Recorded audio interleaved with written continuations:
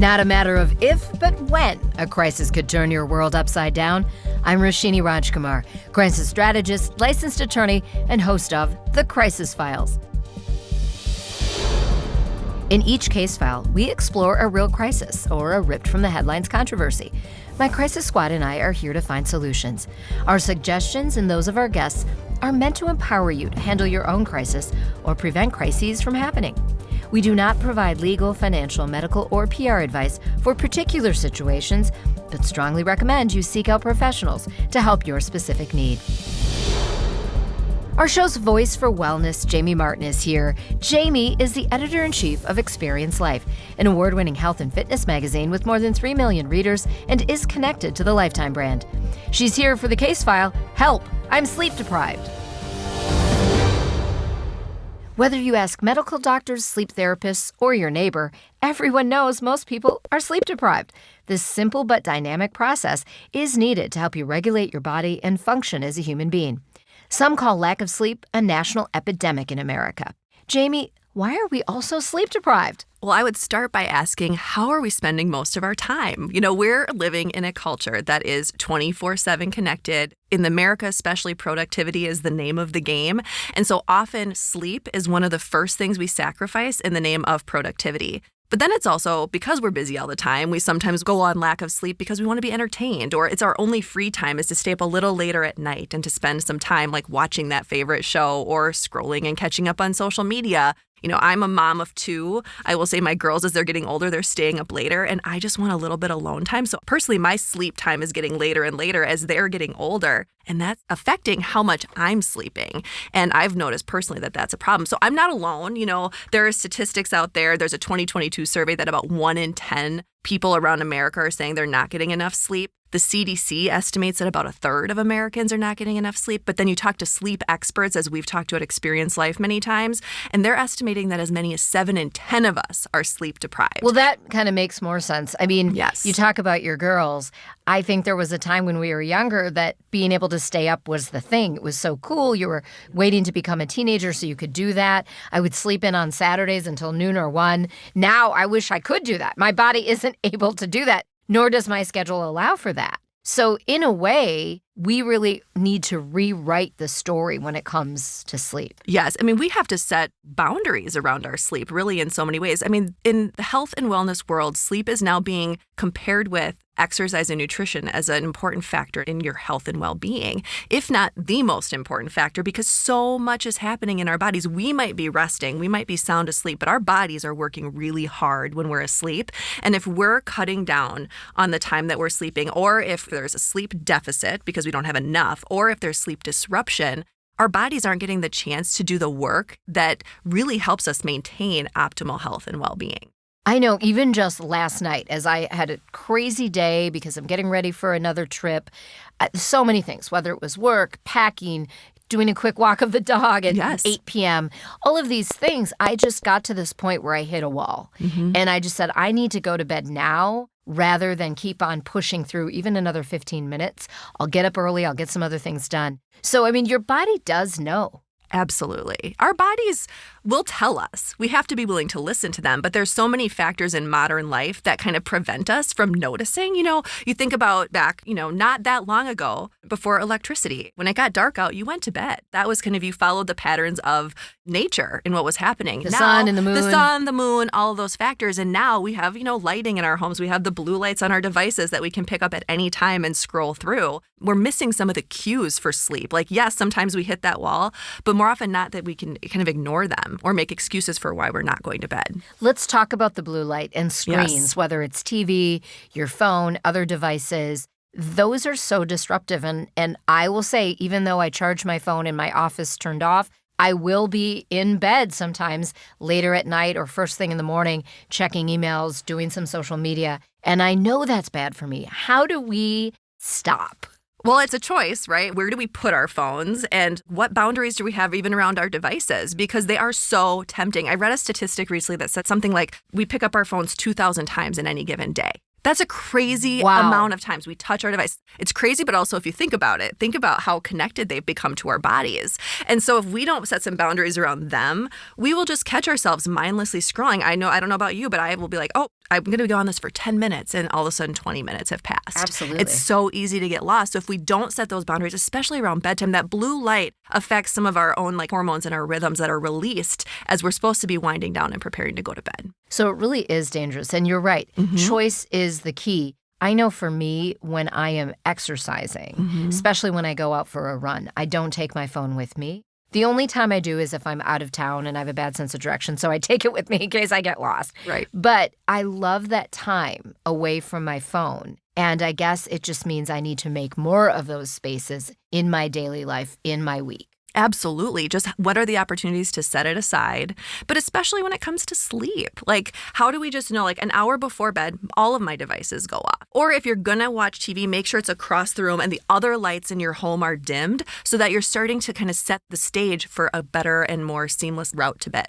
I'm so impressed with you that an hour before bedtime, you turn all of the screens off. That is discipline. Did it take you a while to get there? Well, I will say I am absolutely not perfect in this. This is something I'm working on every day. That's a recommendation that comes from many experts, and they'll often caveat that and say, start with 30 minutes, then build up to an hour. I would say I can work towards that 30 minutes, but as I mentioned, with the age my kids are right now, I'm often catching up with work before bed, and so it really is then kind of bumping even my bedtime back a little bit, just so I do have that half hour of disconnection. Well, I wonder if you can turn this into an advantage. They're probably old enough where they can put themselves to bed. Yes. Maybe you can get some time back and you get to go to bed earlier. Well, that's what I'm working towards, and I'm hopeful for here in the next couple of years. I still have girls who really like, us being right there. So let's talk a little bit about the consistency of when you go to sleep, because I know sometimes we wait for the weekend to either sleep in or stay up late, whatever the case may be. But what do your writers and the people you interview to kind of get your stats say about the sleep times? Well, they really say it's important to kind of maintain a consistent both bedtime and wake up time.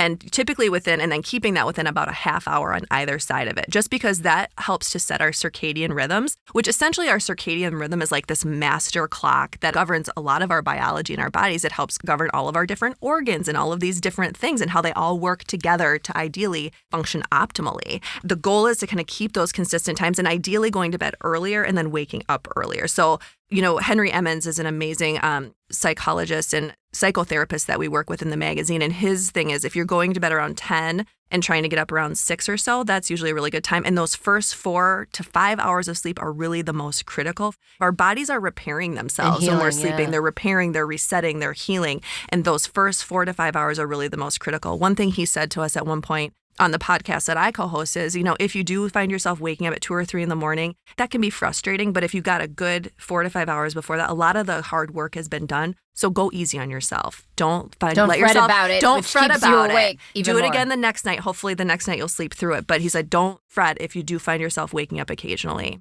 after that time. If you went to bed at a decent time, like 10 to 2, a lot of really good repair has already happened in those first 4 hours of that window. That's a relief, Jamie. So many years ago on my radio show, I had the opportunity to interview Arianna Huffington as her book Thrive was just coming out. And in that book, she gets into how she has kind of an accountability partner, one of her girlfriends. They'll text each other, things like that. But they also set an alarm for bedtime. So the alarm goes off, and that means it's bedtime. You got to go to bed. What are your thoughts about something like that? That seems like it could help you set a good habit. I love using the reminders on my phone, and I think it just depends on your personality type if that's going to work for you or not. I have those kind of reminders for taking my vitamins and going to bed, and it is really easy to ignore them. So I do think, yes, that phone and that alarm clock can be an accountability, but could you have your partner be your accountability buddy, a friend, sibling, or somebody who could say, hey, I'm going to bed right now? Maybe that's a more productive way for some people to actually have a fellow human who's in this with them to get some better sleep. So why did we want to get into this topic on the Crisis Files? Well, let me tell you, the consequences are huge. And I want to touch on some of them with Jamie. Weight gain, memory and hearing loss, higher risk for cancer, heart attack, stroke, type 2 diabetes, and impeded sexual function. Yes, I did say that, folks. That's going to catch a lot of people's ears. What can you tell us about why this is happening? Now, you've shared that our bodies are repairing. Is that the main reason? Because we're just not repairing and we keep breaking down, so all these things are affected? I mentioned the circadian rhythms. When we're not getting enough sleep, our circadian rhythms are off, and that affects all of our organs in our bodies. And so if one organ gets off and there's all of a sudden there's more inflammation over here, let's say in your liver, for instance, that can affect other areas. So we want to make sure that when we're getting enough sleep, we allow our bodies to repair those things. You know, even when you talk about cognitive function in your brain, when we're not getting enough sleep, our brains don't get the opportunity to clean themselves up. It's kind of like the janitor coming into the school at night to do the deep clean and get things cleaned out. If they don't get in there with enough time to do their work, we're left with a little bit of a mess and things just start to accumulate and build up. And it's like a fog. It becomes a fog. And that's from a cognitive side, but also from a health side. When our bodies don't get a chance to repair, you know, you think about exercise, you need it for performance as well. So we need to give our bodies time to come back and to reset.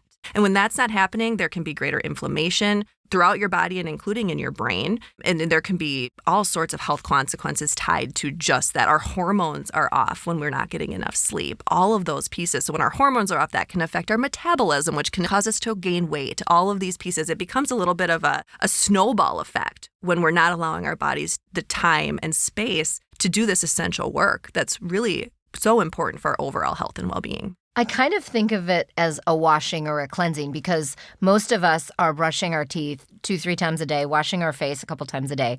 We can't really wash our insides, so sleep is doing the washing for us, right? Absolutely. So I'm going to try to keep thinking of it like that and rededicate because it is so important. It's so important. And, you know, one of the things that I often think about with all these health factors, sleep being one of many of the pillars we talk about regularly in the magazine. There's sleep, there's exercise and movement, there's nutrition. If you pull the web of all these factors that affect our health, they affect each other. So if I don't get enough sleep, I might wake up feeling pretty crummy, so I skip my workout. Well, then I skip my workout, and all of a sudden, I'm just going to have what I want to eat over here. Bad food choices. Bad food choices. And then all of a sudden, I'm feeling guilty, and I'm making myself stressed out about that. So it's this whole cumulative, one thing affects the other. The vice versa is true as well. If all of a sudden I'm like, okay, I'm going to go to bed at 10, I'm going to get up at 6, I'm energized, I'm not waking up with a brain fog, I got my workout in, it can affect other areas of our health and well-being, and they all work together. So sleep is kind of just one of the things we can do, but it's all intertwined, and they affect just how we show up in the world. They really are intertwined topics, and it's really important, and that's why we wanted to bring you Jamie and her tips and her real call to action here. I mean, that's what today is, Jamie, so thank you for being with us. She is Jamie Martin, our guest and wellness contributor. She's editor-in-chief of Experience Life magazine. Today's Crisis Brief brought to you by Gov Public. Number 1, practice good sleep hygiene. Number 2, make sleep as regular a part of your good habits as exercise and healthy eating. Number 3, set an alarm clock so you know it's time for bed. Reputation issues can arise quickly and unexpectedly. Prepare and plan before a crisis strikes with Gov Public, an award-winning public relations and public affairs agency. Your best defense is a crisis-ready culture that helps you spot potential issues, act swiftly, and reflects your brand's values while building trust with your audiences. Learn more at govpublic.com. Thank you to my podcast co-producers Tom Hamilton of Undertone Music and Kim Inslee. Catch up on all our case files. Go to thecrisisfiles.com for our archive, plus special video elements. You can also subscribe to our YouTube channel on thecrisisfiles.com. Follow The Crisis Files on Instagram and Twitter. I'm Roshini Rajkumar. Join me next time on The Crisis Files.